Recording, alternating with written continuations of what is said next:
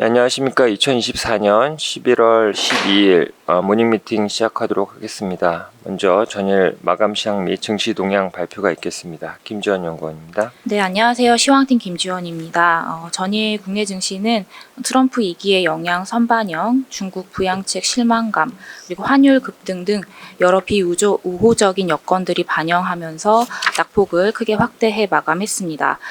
특히 달러 강세와 국채금리 상승이 부담인 가운데 달러원 환율이 재차 8원 넘게 급등하면서 1,400원 선에 근접했습니다.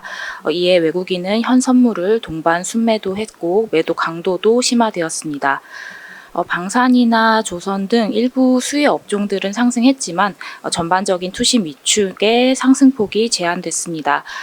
또한 반도체는 TSMC의 중국 수출 중단 명령 등 업종 규제 확산 움직임에 국내 대표주 모두 3%대 급락했습니다. 또 지난 금요일 발표된 중국 부양책이 내수 진작에 대한 내용이 부재하는 등 기대에 미치지 못하면서 화학과 화장품과 소매 등 중국 관련주들의 낙폭이 확대됐습니다. 해외 증시 살펴보겠습니다. 미 증시는 채권 시장 휴장 및 지표 발표 부재로 모멘텀이 제한된 가운데 트럼프 트레이드를 반영하면서 상승은 연장했습니다. S&P 500은 6,000선, 다우 지수는 44,000선을 사상 처음으로 돌파해 마감했고 러셀 2000이 1.52% 강세를 보이는 등 중소형주의 강세가 특징적이었습니다. 공화당이 상원에 이어서 하원까지 석권하는 레드 스윕의 현실화 가능성이 높아지면서 트럼프 관련주들의 랠리가 지속됐는데요. 테슬라가 8%대 강세를 보였고 또 비트코인은 9%대 상승하면서 87,000성을 상회하기도 했습니다. 업종별로는 금융업종은 강세를 보인 반면 반도체 업종은 약세 보이면서 반도체 지수는 2%대 하락했습니다. 관전 포인트 짚어보겠습니다. 전일 국내 증시는 여러 가지 약재들 반영하면서 하락을 했는데요. 레드 수입의 가능성이 조금 더 높아지고 또 달러 강세 흐름도 지속하고 있어서 금일도 추가적인 매물 소화가 진행될 수 있어 보입니다. 최근 시장은 대선 이후의 흐름을 선반영하면서 업종별 쏠림 현상이 심화되고 있습니다. 특히 국내는 수급과 투자 심리가 모두 부진한 가운데 차분한 대응이 필요할 것으로 보입니다. 감사합니다. 예, 다음은 주식 시황 자료입니다. 하인한 연구원입니다. 네, 안녕하십니까. 주식 시황 담당 하인환입니다. 오늘은 연간 전망 요약 네 번째 자료 말씀드리겠습니다. 저는 트럼프 2.0 시대를 상징할 인물로서 일론 머스크를 주목하고 있습니다. 시장에서는 이 트럼프의 가장 수혜를 받는 인물이 일론 머스크라고 얘기를 하지만 저는 트럼프도 일론 머스크로 대표되는 민간 기업의 도움이 절실하다라고 생각을 합니다. 바이든 정부 때와는 다르게 정부가 주도해서 투자를 하기에는 점차 부담스러워지고 있고 그는 이제 자금 조달 측면에서의 문제를 겪을 수밖에 없기 때문입니다. 그렇기 때문에 일론 머스크를 필두로 한 빅테크들의 투자를 지원하고 유도하는 방식을 선택할 것이다 라고 생각합니다. 그리고 일론 머스크는 그 상징적인 인물로서 가장 최적인 인물인데요. 첫 번째는 그가 트럼프가 추진하는 미국 제조업 부활의 상징적인 인물인 동시에 또 하나는 첨단 기술을 지원해주는 트럼프로서 이 첨단 기술을 주도하는 그런 상징적인 인물이기 때문입니다. 그래서 일론 머스크만 트럼프를 원하는 것이 아니라 트럼프에게도 일론 머스크가 더할 나위 없는 인물이라고 이해해 주시면 좋을 것 같습니다. 일론 머스크를 이해하는 핵심은 두 가지입니다. 첫 번째는 그가 기술 혁신의 계승자라는 점이고요. 두 번째는 경영 전략에서 그 이유를 찾아볼 수가 있겠습니다. 일론 머스크는 잘 알려져 있다시피 테슬라뿐만 아니라 스페이스X, 오픈 AI 이런 기업들을 설립한 경영자이기도 합니다. 그리고 저는 이런 부분을 과거 기술 혁신의 역사를 돌이켜보면서 철도혁명과 자동차혁명 그리고 지금의 AI 혁명을 비교해 봤는데 과거의 철도혁명과 자동차혁명을 주도했던 벤더빌트 그리고 헨리 포드 같은 사업자가 있었다면 지금 일론 머스크는 전기차, AI 우주항공, 자율주행 로봇 이런 여러 가지 기술 혁신들을 주도하고 있는 대표적인 인물입니다. 그리고 또 하나는 일론 머스크의 경영 전략을 볼 필요가 있겠습니다. 일론 머스크는 수직 계열화를 굉장히 좋아하는 인물입니다. 그래서 제가 말씀드리고 싶은 부분은 이 일론 머스크를 생각할 때 상장사인 테슬라만 생각하는 것이 아니라 비상장사인 스페이스X도 중요하게 봐야 된다라는 점입니다. 특히 자율주행의 관점에서 저는 자율주행의 전제 조건이 우주항공이라고 생각하고요. 통신 인프라를 제공해 줄 필요가 있기 때문입니다. 이러한 관점에서 우리가 확인해 봐야 할 또 다른 기업이 구글인데 구글을 통해서 이 자율주행 산업의 미래를 가늠해 볼 수가 있겠습니다. 구글은 웨이모로 표현이 되는 자율주행 사업을 하고 있고요. 그리고 최근에 구글이 다이렉트 투 셀 서비스를 하는 AST 스페이스 모바일에 투자를 하기도 했습니다. 만약 구글이 자체적인 통신 인프라 구축을 하지 못한다면 이 자율주행 관점에서의 경쟁사인 이 테슬라의 최고 경영자가 경영하는 또 다른 기업인 이 스페이스X의 통신 인프라에 의존할 수밖에 없는 구조이기 때문입니다. 그래서 저는 이 자율주행의 전제 조건은 우주항공이라고 생각하고요. 우주항공에 계속해서 주목해야 된다라고 말씀드립니다. 이상입니다. 예, 다음은 해외증권 자료입니다. 박준호 연구원입니다.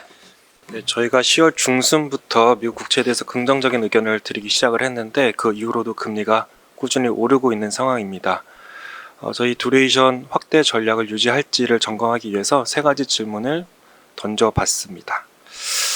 저희가 좀 질문을 던져봐야 될 세 가지 질문은 첫 번째는 경기 사이클, 두 번째는 트럼프 정책 효과, 마지막으로 연준의 통화 정책 사이클입니다.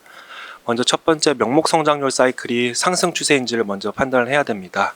저희는 명목 성장률은 여전히 하락 추세라고 생각을 하고 있습니다. 고용 둔화가 지속되고 있고 기대 인플레이션은 오르고 있지만 실제 인플레이션 지표가 반등하는 상황은 아니다라고 보고 있습니다. 다음 페이지 그림 2번에 보시면 명목 성장률이 하락 추세임을 조금 확인하실 수 있고요. 두 번째 트럼프 정책입니다. 지금은 트럼프 정책이 인플레이션을 높일 것이라는 우려를 굉장히 많이 주고 있지만 실제로 그런 정책 효과는 성장률을 끌어내리는 효과가 저희는 더 크다고 생각합니다. 이와 관련해서는 이제 10월 말 자료를 통해서 몇 가지 제시를 드린 바 있습니다. 그래서 이 트럼프 트레이드라고 하는 것은 단순히 금리 상승이 아니라 물가 연동 국채인 팁스를 매수하는 전략이 저희는 트럼프 트레이드라고 생각을 하고 있습니다. 또한 일각에서는 정부 부채가 늘어나는 부분이 금리 급등으로 이어지지 않을까라는 걱정을 많이 하는데요. 이 부분도 전혀 나타나고 있지 않습니다. 지금 금리 상승은 달러와 강세가 동반이 되고 있습니다. 일반적으로 저희가 재정 리스크라고 하면 영국이나 신흥국 사례를 보면 금리가 급등을 하면서 그 나라의 통화 가치도 같이 약세를 보이는 것이 일반적인 재정 리스크의 형태입니다. 그렇지만 지금은 달러와 강세가 동반되고 있기 때문에 지금 금리 상승은 재정 리스크가 아니라 견조한 펀더멘털을 반영한 결과라고 생각을 하고 있습니다. 마지막으로 연준의 통화 정책입니다. 경기가 좋다 보니 연준이 기준금리 인하를 멈출 것이다라는 우려도 크고 당장 12월 인하 가능성도 일부 시장에서는 반영을 하고 있는 상황입니다. 그런데 12월 FOMC에서 파월 의장은 인플레이션에 대한 강한 자신감을 내비쳤을 뿐만이 아니라 트럼프 정책은 여전히 구체화된 부분이 없고 경제에 미치는 영향도 판단할 수 없기 때문에 이러한 부분들을 통화 정책엔 반영할 수 없다라고 언급을 했습니다. 결국 최소한 내년 1분기까지는 연속적인 인하 가능성이 저희는 높다라고 생각을 하고 있고 이러한 부분들이 금리 하향 안정을 이끌 것으로 보고 있습니다. 결론은 저희는 듀레이션을 조금 늘리자는 전략을 유지를 합니다. 물론 지금은 심리가 워낙 취약하기 때문에 금리가 소폭 상승할 수 있겠으나 그 금리 상승조차도 펀더멘털에 기반한 것보다는 심리 영향이 앞으로는 더 클 것으로 보고 있습니다. 그래서 저희는 금리 하락 방향성은 다소 명확하다라고 생각을 합니다. 이상입니다. 예, 다음은 일본 시장 자료입니다. 강효주 연구원입니다. 안녕하세요. 중국 일본 담당 강효주입니다.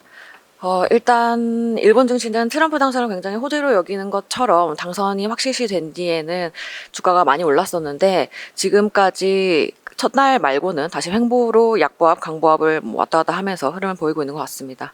아무래도 중국에서 부양 정책이 좀 부재했던 것, 그리고 트럼프 행정부가 보호 무역을 좀 강력하게 주장할 것 같은 것, 게다가 11일 어제 일본에서 임시국회가 열렸는데 여기서 이시바가 대선 출이 될 수 있을까에 대한 불확실성이 굉장히 커졌기 때문입니다. 하지만 당장은 트럼프의 보호무역 같은 경우에는 별로 걱정할 필요가 없다라고 좀 생각을 하고 있습니다. 보편적 관세나 트럼프 1기의 일본 자동차 산업에 대한 관세 압박 등이 있긴 했는데 실제로 숫자를 좀 뜯어보면 일본 전체 상장사의 미국향 매출은 한 80조 엔 정도가 됩니다. 공시에 국가별 매출을 공개하는 기업만 합친 거니까 사실은 좀 더 많을 수가 있고요. 반면에 미국의 대미 수출 금액은 20조 원에 불과해서 사실상 일본 기업들이 미국 현지 생산을 통해서 미국 사업을 전개하는 비중이 훨씬 크다는 거 알 수 있다라는 거고요. 그러면 트럼프 행정부가 세금을 감면해주는 혜택이 관세 인상으로 인한 부정적 영향보다 좀 더 우세할 수 있어 보입니다. 시장 영향도 관세 정책이 굉장히 명확해지기 전까지는 별로 크지 않았고요. 취임 첫 해에 한 5번 정도 일본을 압박했던 이벤트가 있었지만 토픽스는 계속해서 올라가는 상황이었고요. 오히려 중국을 규제하고 그리고 2018년에 자동차 관세를 매기겠다라고 좀 크게 압박을 하자 그때부터 시장을 좀 영향에 미쳤기 때문에 당장 산업별로 관세가 어떻게 될지 과도한 우려는 좀 할 필요가 없다라고 생각을 하고 있습니다. 일본 총리를 재선출하는 임시국회는 어제 열렸습니다. 그래서 어제 저녁에 이시바가 재선임 되는 것으로 결정이 되었고요. 제가 예상했던 시나리오처럼 집권 여당이 야당인 국민민주당과 부분 연정에 합의를 해서 이시바가 재선임을 하는데 성공을 했다. 다만 문제는 총리직에 재선임이 되어도 이 연합정당들과 향후 정책 노선을 다시 정리해야 되는 문제가 좀 있습니다. 자민당은 방위비를 굉장히 크게 증액을 해서 이거에 대해서 세금을 매겨야 되니까 소득세를 좀 올려야 되지 않겠느냐 하는 그런 주장을 좀 하고 있고요. 반대로 이번에 부분 연정에 합의한 국민민주당은 굉장하게 감세를 하자라는 얘기를 하고 있습니다. 그래서 미국 내부에서 정치 상황이 좀 확실히 되지 않고 있어서 일본 증시가 다시 상승 탄력을 받기까지는 좀 시간이 걸릴 것 같고요. 이게 정리가 된 이후에 일본 증시는 다시 분석할 필요가 있어 보입니다. 이상입니다. 예, 이제 기업 및 산업 분석 순서입니다. 먼저 2025년 금융업종 연간 전망 자료부터 말씀드리도록 하겠습니다. 저희는 금융업종에 대해서 포지티브 의견을 유지하고 있습니다. 2024년도에도 코스피 대비 큰 폭의 강세를 시연했는데 이런 흐름들이 2025년에도 이어질 수 있을 걸로 생각을 하고 있습니다. 그 근거는 이익 증가율 대비 주주 환원 규모 증가가 더 높은 수준을 유지할 것으로 생각이 돼서 2024년도 대비 이익 증가율이 좀 둔화될 수 있다는 우려 부분들을 일정 부분 상쇄할 것으로 생각을 하고 있고 2024년도에 시작된 부동산 PF, 해외 부동산 펀드 등 이 잠재 리스크 완화 부분들이 2025년 실적을 통해서 확인되면서 밸류에이션의 할인 요인들이 축소될 것으로 생각을 하고 있습니다. 금리 하락 기조 속에서 물가 및 경기에 대한 불확실성이 공존하는 구간이라는 점에서 금융업종의 안정적인 이익 흐름은 상대적인 투자 매력 포인트로 작용할 것으로 생각을 합니다. 또한 향후 2, 3년 동안 자사주 소각 중심의 주주 환원 정책이 시행이 되면 BBPS나 DPS 기준으로는 추가적인 상승 여력을 창출할 수 있을 것으로 생각을 합니다. 저희가 금융업종 내에서 선호하는 것은 증권업종을 가장 선호하고 있고 그 다음에 은행, 보험순입니다. 증권 같은 경우에는 채권 평가 이익의 증가 모멘텀이 존재를 하고 앞서 말씀드렸던 잠재 리스크 해소 그리고 IB 부분의 성장을 기대할 수 있기 때문입니다. 국내 주식시장 부진이 예상이 됩니다. 그럼에도 불구하고 해외 주식 수수료 증가를 통해서 이런 부분들을 일정 부분 상쇄할 수 있을 것이고 발행어음 등 수신 기반 확대가 결국에는 증권사의 금융업종 내에서의 포지션을 확대시켜 줄 수 있을 것으로 생각을 하고 있습니다. 내년 이익 전망은 은행의 이익이 올해 대비 5.4% 증가할 것으로 생각을 하고 있고 증권 쪽 역시 5.4% 증가를 생각을 하고 있습니다. 반면 보험 쪽은 올해 대비 이익이 3.9% 감소할 것으로 전망을 하고 있습니다. 다음은 LG에너지솔루션 자료 발표가 있겠습니다. 전우재 연구원입니다. 네, 안녕하세요. 2차 전지 담당 전우재입니다. LG에너지솔루션 발표드리겠습니다. 투자 의견 바 유지하며 목표 주가는 48만 원으로 상향을 합니다. 투자 의견 바를 유지하는 이유는 트럼프가 이제 대통령 당선되더라도 장기적으로는 2차 전지 판매량이 유지될 것으로 전망하기 때문입니다. 2025년도 성장은 유럽 탄소 규제와 강화와 저가 전기차 출시, ESS 확대 등입니다. 모두 다 이제 배터리의 판매량 자체를 이제 늘려줄 수 있는 영향으로 좀 보고 있고요. 이번 규제 강화에 따라서 유럽에서 유럽 전기차 판매량은 최대 70%까지 늘어날 수 있다라고 좀 보고 있습니다. 4분기 실적은 영업이익 891억 원, 적자 전환 축소를 합니다.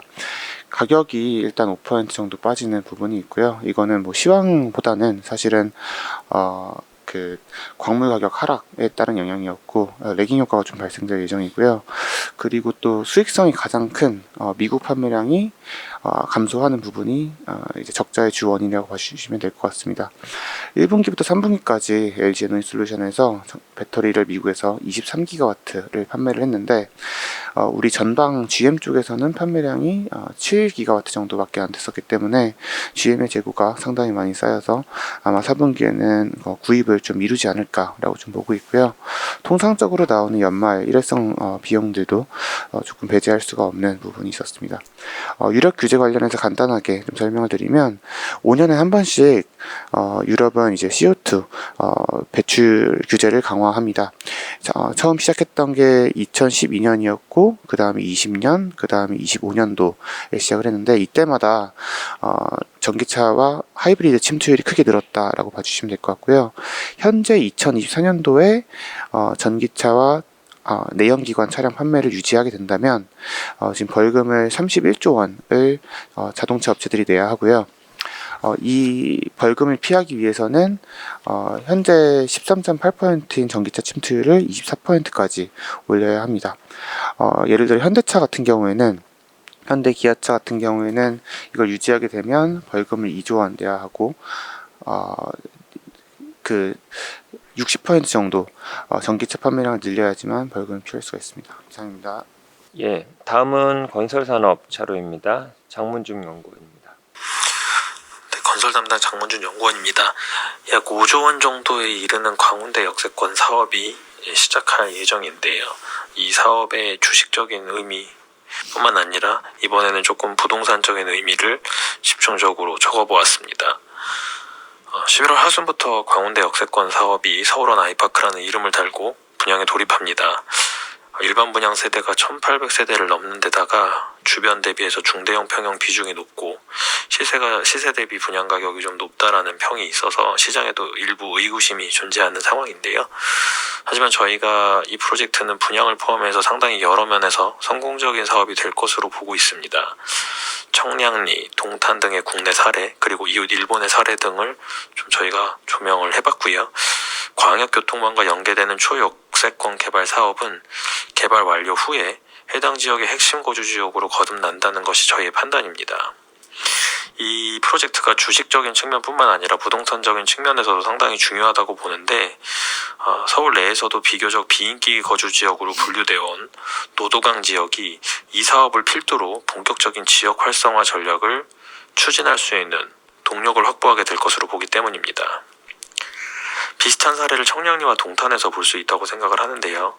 초역세권에 있는 롯데캐슬 L67이나 동탄역과 직결되는 롯데캐슬 주상복합 사례를 보면 광역교통망과 연계되면서 대형 상업시설이 존재하고 인근 대비 중대형 평형 비중이 높은 단지들인데 최초 분양 시점에는 비싸다는 평가를 받던 곳들이었으나 이제는 기능적으로나 가격적으로 해당 지역의 중심이 되는 대장단지로서 자리매김을 했습니다. 결국 광역교통망과 연결되는 거주지는 해당 지역의 중심지가 될 수밖에 없다는 판단입니다. 고령화가 진행될수록 역과의 도보거리가 부동산 가격에 미치는 영향이 커지는 일본 사례는 곱씹어볼 필요가 있다라고 생각을 하고 있고요. 일본의 2000년 이후 개발의 핵심이 TOD라고 불리는 Transit Oriented Development라고 불리는 교통과 각종 복합시설을 연계하는 형태의 개발이 것이 저희가 살펴봐야 될 주요한 포인트라고 생각하고 있습니다. 자세한 내용은 리포트 참고 부탁드립니다. 예, 다음은 교촌 F&B 자료입니다. 성현동 연구원입니다. 네, 안녕하세요. 교촌 F&B 말씀드리겠습니다. 교촌 F&B는 잘 아시는 교촌 치킨 프랜차이즈를 운영하는 기업이고요. 어제 3분기 실적이 발표됐습니다. 3분기 실적은 매출액 1276억 원, 영업이익 76억 원을 기록을 했고요. 전분기 일회성 비용이 있어서 적자를 기록하였다가 한 분기 만에 이제 흑자 전환에 성공하였습니다. 향후 체크 포인트는 크게 세 가지인데요. 실적 측면에서의 체크 포인트는 이제 일회성 비용의 주요 요인이었던 그 가맹지역 본부의 내재화입니다. 그래서 2분기, 3분기 두 개 분기간을 통해서 중간 유통상 개념의 가맹지역 본부 23개를 올해 8월 말 기준으로 100% 직영 전환을 했고요. 이 과정에서 이제 비용이 발생하였지만 향후에는 유통 단계 축소, 물류 효율화 등의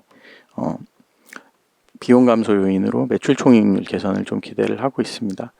관련된 이거 외에도 비용 효율화 관련된 활동이 지속되면서 22년 3분기 한 18.5%였던 매출 총이익률이 올해 3분기 말 기준으로는 31.9%까지 개선됐고요. 모멘텀 측면에서는 해외 사업 확대와 소스류 신사업 추진을 보고 있습니다. 그래서 국내 프랜차이즈들 같은 경우에는 이제 어느 정도 성숙 시장에 진입하면서 국내 출점 여력이 좀 제한적인 상황입니다. 그래서 해외로 계속 나가고 있는데 최근 K푸드 유행에 따라서 출점이 지속이 되고 있습니다. 올해 3분기 말 기준으로는 해외 매장 수 77개로 QoQ 3개 성장을 했고요. 다만 최근에 이제 동남아시아와 중국 그리고 북미를 중심으로 수요가 좀 늘어나면서 확장이 좀 지속되고 있는 상태입니다.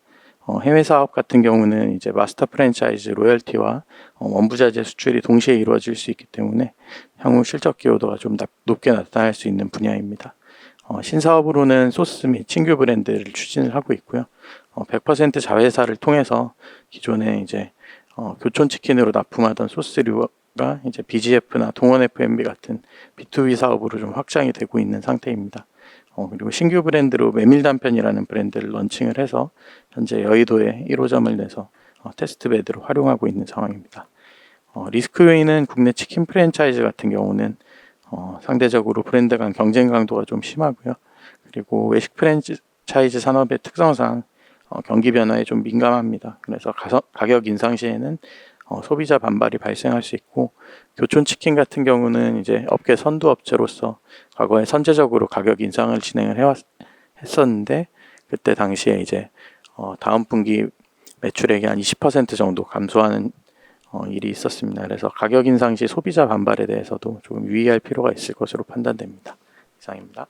예, 다음은 나스미디어 발표가 있겠습니다. 최영현 연구원입니다. 네, 나스미디어에 대해서 투자 의견 바이 유지하지만 목표 주가 19,000원으로 17% 하향 조정합니다. 디지털 광고 시장이 성장하면서 취급고는 성장하고 있는데 이제 수수료율이 계속 빠지고 있습니다. 그리고 플랫폼 부분에서는 성장세가 계속 역성장 나타나고 있어서 2024-2025년 지배주주 순이익을 12% 한 19% 하향 조정했습니다. 현재 목표 주가는 이제 글로벌 광고업체 대비 20% 할인한 PE 10배 정도 되고요. 3분기 실적 나왔는데 결국 또다시 대손이 발생을 하면서 영업이익 기준 컨센서스를 26% 하회했습니다. 미디어랩 구조 자체가 결국에는 광고에 대한 보증을 하는 업이기 때문에 계속해서 광고 쪽에서 대손이 발생을 하고 있어서 좀 이거는 우려를 할 부분이다라고 생각을 하고 있습니다. 그리고 이제 12월에 되면 이제 넷플릭스에서 오징어 게임도 나오고, 그리고 이제 네이버 결합 통해서 좀 광고 요금제로 좀 드라이브를 걸 것이다 라고 생각을 하고 있습니다. 이렇게 된다면 나스미디어가 지금 넷플릭스 광고 요금제에 대행을 하고 있기 때문에 좀 수혜를 받을 수 있지 않을까 라고 생각을 하고 있고요. 그리고 2025년 같은 경우는 플랫폼 부분에서 반등 가능하다라고 생각을 하는데, 구글 MCN 부분이 12월부터 실적 기여도가 본격화될 것으로 생각을 하기 때문입니다. 이상입니다. 예, 다음은 비올 자료 발표가 있겠습니다. 한유권 연구원입니다. 네, 안녕하세요. 비올 3분기 실적이 나와서 말씀드리겠습니다. 3분기 실적 별도 기준 매출액은 140억, 영업이익 89억, 그리고 OP 마진 63%를 기록을 했습니다. 시장 컨센서스를 초과하는 호실적을 기록을 했는데요. 가장 큰 호실적의 주 요인으로는 계절적 성수기에 이제 하반기 진입하면서 이제 장비 매출이 증가를 했고, 소모품 팀 매출 증가가 이제 가장 큰 요인으로 판단이 되고 있습니다. 그래서 실파맥스의 지역별 매출을 보시면 아시아 지역이 약 80%, 유럽이 100% 이상 성장을 했고요. 소모품 팁 같은 경우에도 아시아 지역이 160, 유럽 지역이 31%로 아시아 지역과 유럽 지역이 상당히 강세를 나타냈다고 보시면 될 것 같습니다. 그리고 하반기 4분기에도 결국에는 아시아 지역에서 이제 매출이 가파르게 올라올 것으로 보고 있습니다. 특히 중국, 태국, 일본 지역을 이제 주목을 하셔야 될 것 같은데, 3분기 중국향 실파맥스의 실적을 살펴보면은 장비와 소모품은 약 25억 정도로 이제 판단이 되고 있습니다. 4분기 들어와서도 지금 현재 출하 강도는 여전히 변함이 없는 것으로 파악이 되고 있기 때문에 뭐 특이한 변수가 없다라면은 하반기에 약 50억 원의 중국향 매출 달성은 충분히 가능할 것으로 지금 보고 있습니다.